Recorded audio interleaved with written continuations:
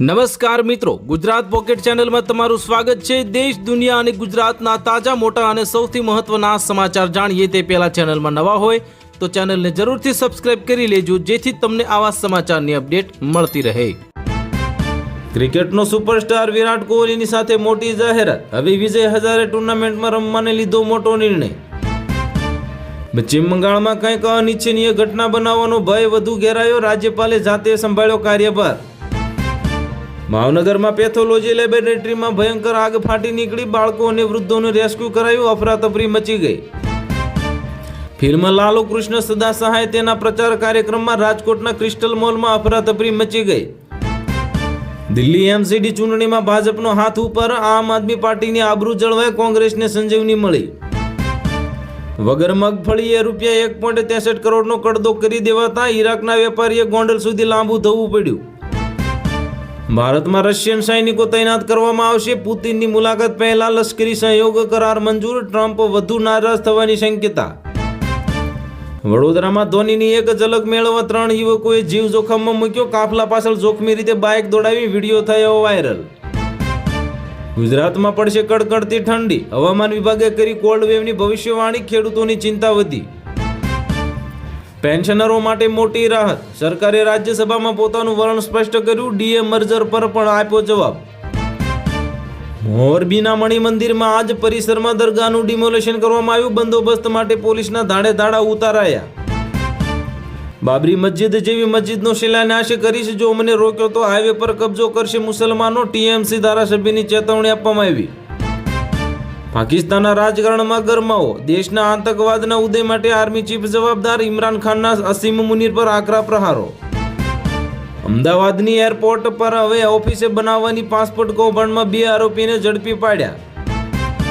ખેડૂતોને મળી શકે છે મોટો ફાયદો। 6,000થી વધીને 9,000 રૂપિયા થશે આ પ્રધાનમંત્રી કિસાન સન્માન નિધિનો હપ્તો।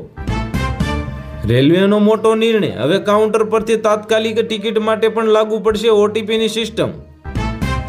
ગુજરાત સરકારની મગફળીની ટેકાના ભાવે ખરીદી પ્રક્રિયામાં દેવભૂમિ દ્વારકા જિલ્લાના ભાણવડ ખાતે મોટું કૌભાંડ સામે આવ્યું। રાહુલ ગાંધીની ટ્વીટનો શિક્ષણ મંત્રી રીવાબા જાડેજાએ આપ્યો જવાબ। 2027માં કોંગ્રેસના સુપડા સાફ થવાની કહી મોટી વાત।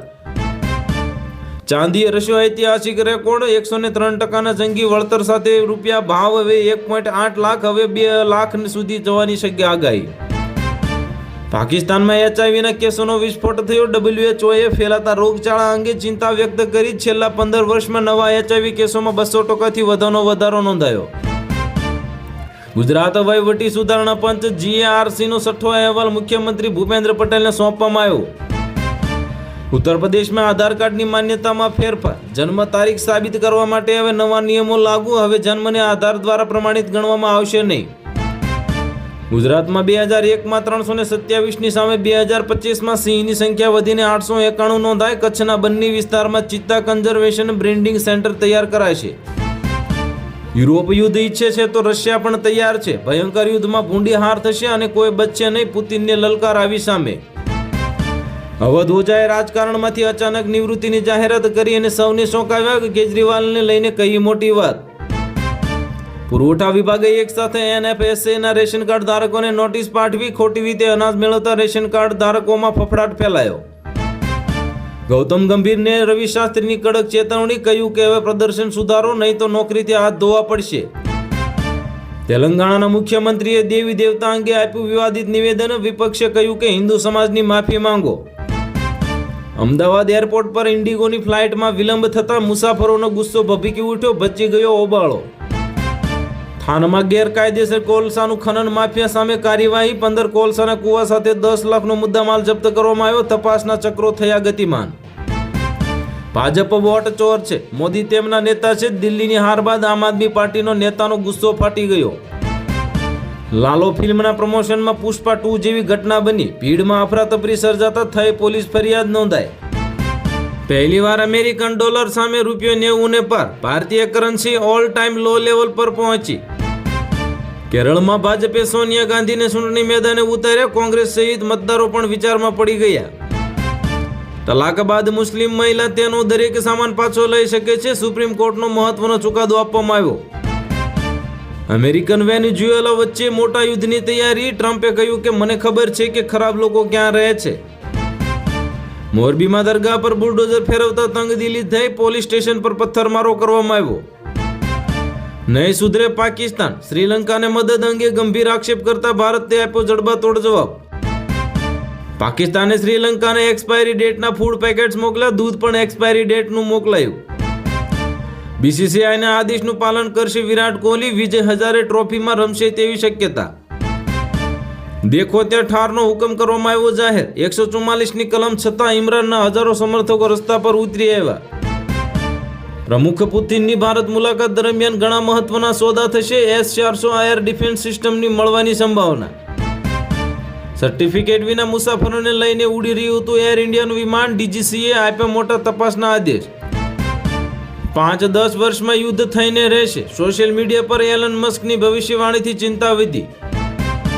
સંસદ ઠપ થતા કલાક દીઠ ₹2.25 કરોડનું નુકસાન. ચોમાસુ સત્રમાં ₹190 કરોડ ડૂબ્યા તો હવે શિયાળુ સત્રમાં પણ એ જ દિશા.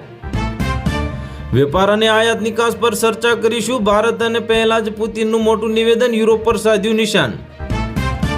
બેંગલુરુના એન્જિનિયરની AI જગતમાં બોલબાલા. અમર સુબ્રમણ્યમને એપલે સોંપી મોટી જવાબદારી. EPFOમાં સેલેરી લિમિટમાં આજે ફેરફાર કરવાની તૈયારી. સરકારે સંસદમાં કરી મોટી સ્પષ્ટતા. મારો કેસ દબાવતા નહીં. અમદાવાદમાં જીવન ટૂંકાવનારા યુવકની સુસાઇડ નોટમાં ભાજપના મોટા નેતાનું નામ ખુલ્યું. એક જ દિવસમાં હજારો મીટર ડુપ્લિકેટ પટોળાનું ઉત્પાદન. GI ટેગનો fiasco. કારીગરોમાં આક્રોશ ફેલાયો. મહિલાએ ખેતીમાં પણ અગ્રેસર છે. ગુજરાતમાં 20.48 લાખ સહિત દેશભરમાં 4.86 કરોડ મહિલા ખેડૂત. કચ્છના ભચાઉના નંદગામમાં ટ્રક અને પિકઅપ વચ્ચે ગમખ્વાર અકસ્માત સર્જાયો. 2 લોકોના કમકમાટી ભર્યા થયા કરુણ મોત. અમદાવાદમાં ગુનાખોરી રોકવા લાખો રિક્ષા પર સ્ટીકર લગાવવાનો પ્રોજેક્ટ શરૂ કરવામાં આવ્યો. રિક્ષા ચાલકો પરેશાન થયા. રાજસ્થાનમાં મોટો વિસ્ફોટની તૈયારી. 10 કિલોમીટર વિસ્તારમાં તબાહી મચાવે તેટલા જથ્થા સાથે પિકઅપ વાન ઝડપાય. દિલ્હીમાં MCD ચૂંટણીનું ફાઇનલ રિઝલ્ટ જાહેર થયું. ભાજપને 7 સીટો મળી અને આમ આદમી પાર્ટીને 3 સીટો મળી. દેશની વસ્તી ગણતરીની તારીખો જાહેર કરવામાં આવી. સરકારનું મોટું નિવેદન. 2026-27માં 2 તબક્કામાં થશે વસ્તી ગણતરી. મોરબીમાં 12 કલાક ધાર્મિક દબાણોના ડિમોલિશન કામગીરી ચાલી અને 3 દિવસની જિલ્લાની પોલીસે બોલાવી પડી અને રાતભર પોલીસ પેટ્રોલિંગ ચાલુ કરાયું. EPFOમાં થશે મોટો ફેરફાર. બેસિક સેલેરીની લિમિટ વધારી 30,000 કરાશે. સરકારે આપ્યો જવાબ.